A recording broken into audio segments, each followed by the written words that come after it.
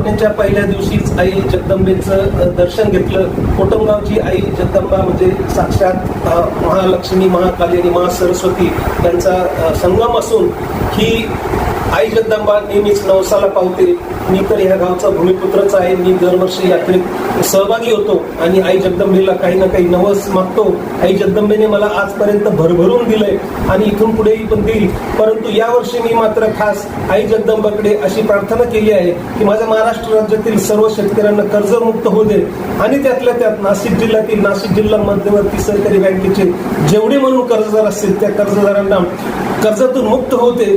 थोडक्यात काय तर इडापिडा जाऊ दे आणि बळीचं राज्य या देशामध्ये येऊ दे अशी मी आई जगदंबेला प्रार्थना केली आहे. आईच्या चरणी मी शतवार नतमस्तक होतो.